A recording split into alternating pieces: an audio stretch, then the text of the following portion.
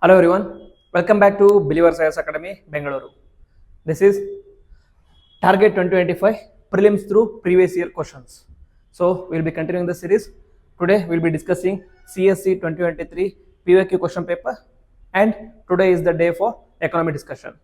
In yesterday's class, we did discuss 8 questions from economy, so we'll be doing another 8 questions. So there are a total of 16 questions from economy, so we are left with 8 more questions from economy, because we need to analyze, and because we are explaining each and every question, it is taking more time, so bear with me.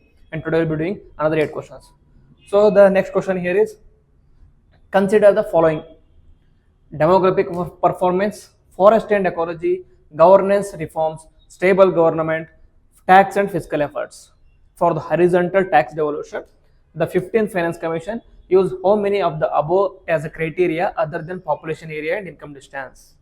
Okay, so options are 1 only, 2, 3 only, 3 only, 4, and all the 5. Okay, you know what is horizontal tax devolution? Okay, horizontal tax devolution is, there is vertical tax devolution first. Vertical tax devolution is from center to states. Okay, from center, all the proceeds collected under collected in a year will be shared between states. From center to states is called as vertical devolution, and between the states is called as horizontal devolution. So in order to devolve the taxes, there are certain criteria. There are certain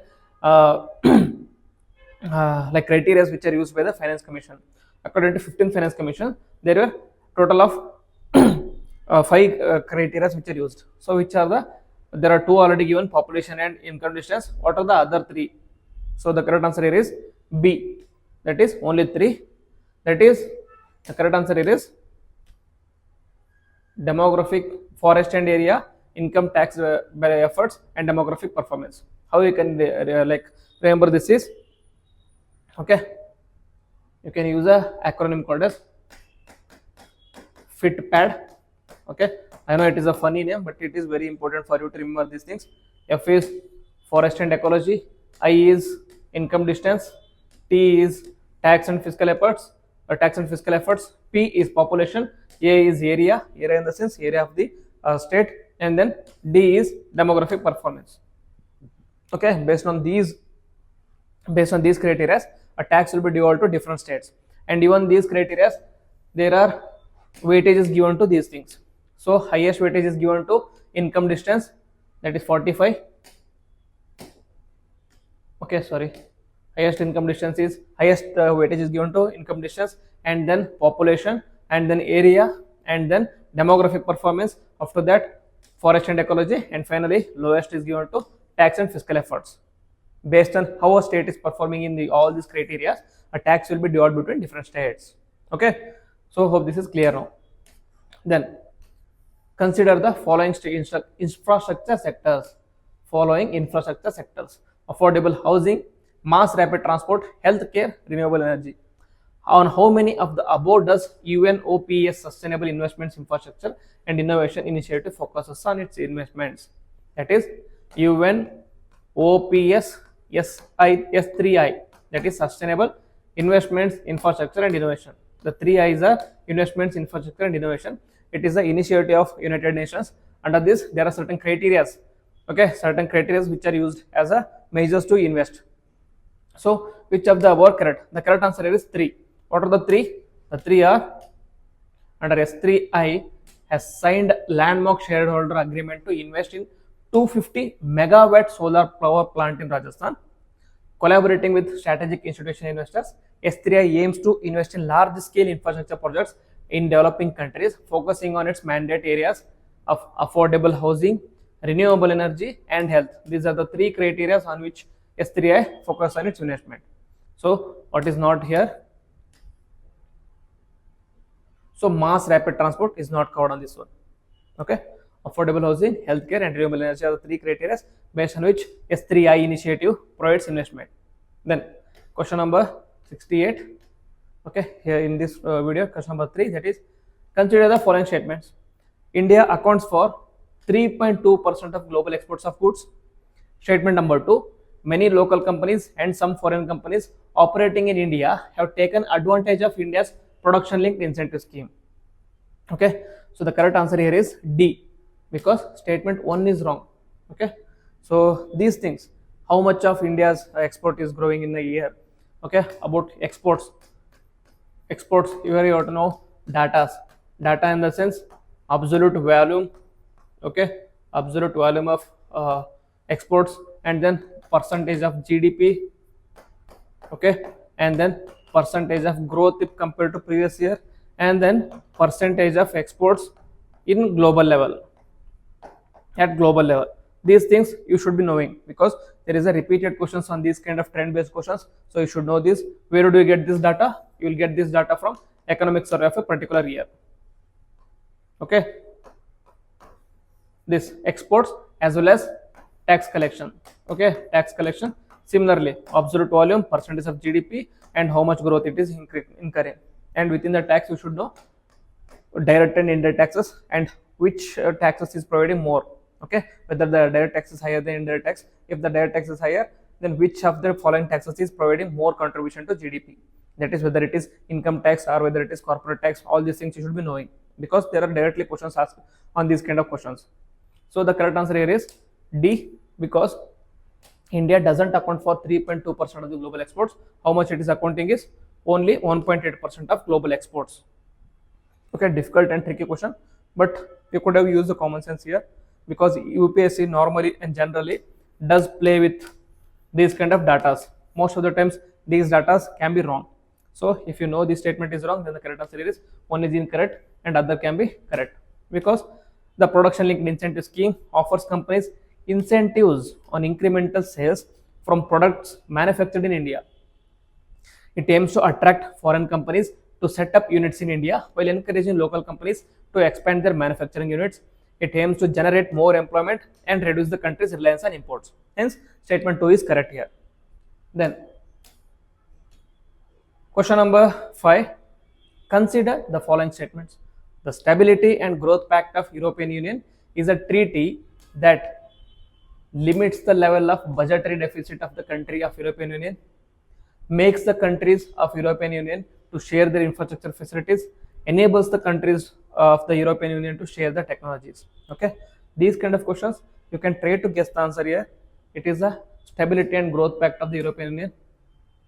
Okay, it limits the level of budgetary deficit in the countries of European Union, because European Union or European Union is a trade bloc. Okay, so trade bloc, therefore any impact on a particular country or any economy of a particular country will have impact on the complete trade bloc.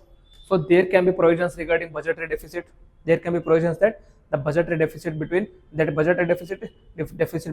the revenues as well as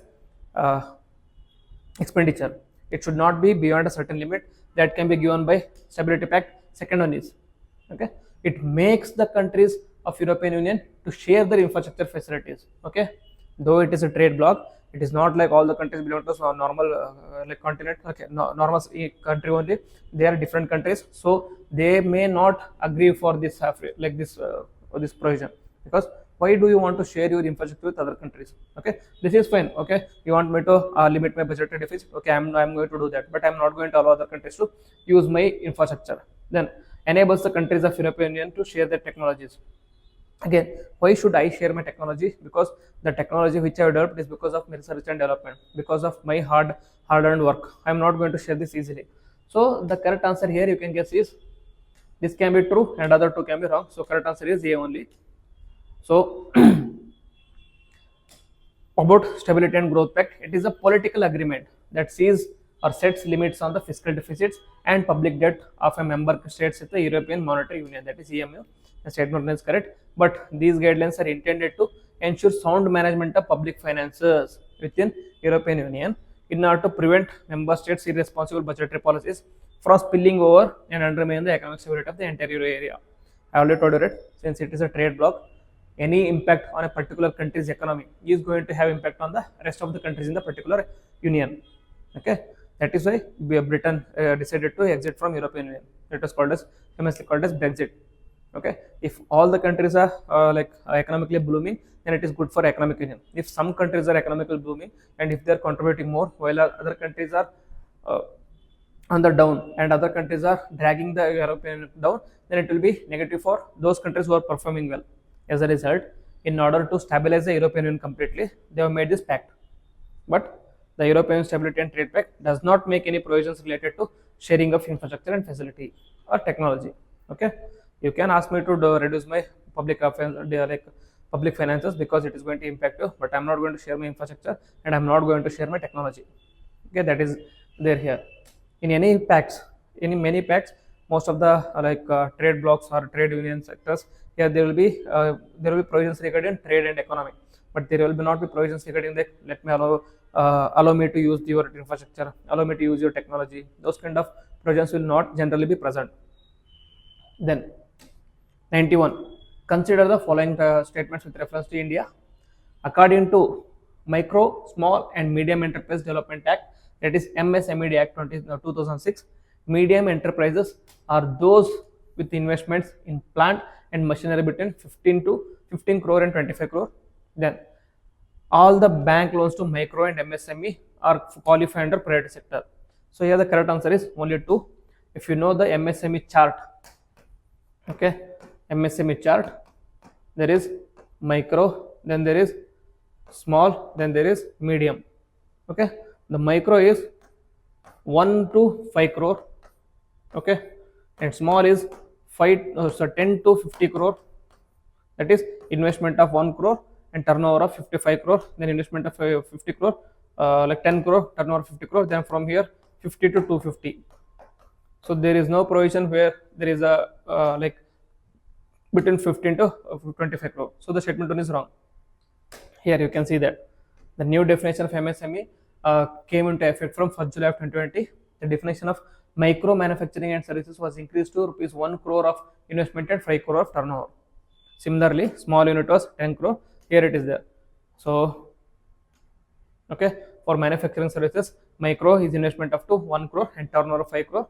1 to 5 and 10 to 50, 50 to 250. Easier to remember. 1 to 5, 10 to 50, 50 into 250. Okay, so this is how you can remember. And in priority sector lending, in terms of master direction of priority sector lending targets and classification, which are dated 2020, all bank loans to MSMEs conforming to the conditions prescribed therein qualify for the classification under priority sector lending. Okay, so bank loans to micro, small and medium enterprises for both manufacturing and service sector engaged in providing rendering services and defined in terms of investment in equipment under MSMED Act, irrespective of the loan limits, are eligible for classification under priority sector lending. Okay, what is this priority sector lending? It mandates banks to lend certain amount of its reserve resources to particular sectors. Okay, under priority sector lending, what are the sectors which are covered are, you can remember this by Ramesh. Okay, I know these acronyms are silly, but it is very important. Ramesh, R is for renewable energy, A is for agriculture, M is for MSME, E is for education, S is for sanitation, H is for habitat and housing. Okay, all these sectors are covered under MS like priority sector lending. In education as well as employment is covered under E. Okay, if there is any sector which is focusing on education, you can provide the loan under the priority sector lending. If there is any sector which is dealing with renewable energy, then also you can provide priority sector lending, and agriculture, and then sanitation, housing, and M means MSME. This is how you can remember which are the sectors covered under PSL lending. Okay, silly but very effective. Then moving on to the question number 7. With reference to central bank currencies or digital currencies, consider the following statement, that is CBDR. It is possible to make payments in digital currency without using US dollar or SWIFT system. A digital currency can be distributed with a condition program onto such that it such as a time frame for spending it. Okay, so statement is both.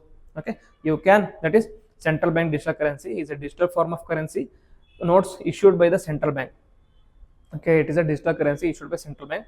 Here the payments are in digital currency or without the use of US dollar or SWIFT system. Normally, if you want to transfer money between different countries, you are going to use this SWIFT system, and there is a market exchange rates will also be dependent on US dollar. But in this one, CBDR, central bank digital currency, there is no need of depending on US dollar or SWIFT system. Okay, so the statement is correct. CBDC can be classified into two broad types, that is general purpose or retail, and wholesale. General purpose retail or wholesale. Retail RBD CBDCs would be potentially available for use by all such as private sector, non-financial consumers and business, while wholesale CBDC is designated for restricted access to financial institutions only. There are two types, that is wholesale and retail. Retail is available for everyone, whereas wholesale is available only for financial institutions. Okay, while wholesale CBDC is intended for settlement of interbank transfers and related wholesale transactions, whereas retail CBDC is an electronic version of cash primarily meant for retail transaction normally. So retail is for consumers like us. We can transfer how we are going to use money in our day-to-day transactions. You can use this CBDC. Whereas CBDC wholesale, it is for institutions, financial institutions or main industries, where they can settle the business transaction at a lump sum amount. Okay, it is only between those. And then programmability, that is one interesting application of CBDC is the technical possibility of programmability. That is, CBDC have the possibility of programming the money by tying the end use. For example, agriculture credit banks can be programmed to ensure that it is only used at the input store outlets. Okay, normally what happens here is agriculture, they are going to take loan out of agriculture. Some farmers are going to use that loan to buy something else instead of agriculture. Okay, so they are misusing the funds there. So here what happens here is, if the funds as a CBDC are programmed for agriculture lending or agriculture loans, then it can be only used for agriculture only at the agriculture outlets. Okay, such as seeds, fertilizers, etc. industries. Then our programmability feature of CBDC needs to be carefully examined in order to retain. Okay, it can also have other implications for monetary policy transmissions, as tokens may have an expiry date by which they would need to be spent, thus ensuring consumption. Hence statement is correct, meaning they can also have a time by which you have to use it. Okay, after the time ends, then the value of that CBDC will be gone, it will be zero. That can also be done. Okay, it depends on the use of the monetary policy or RBI.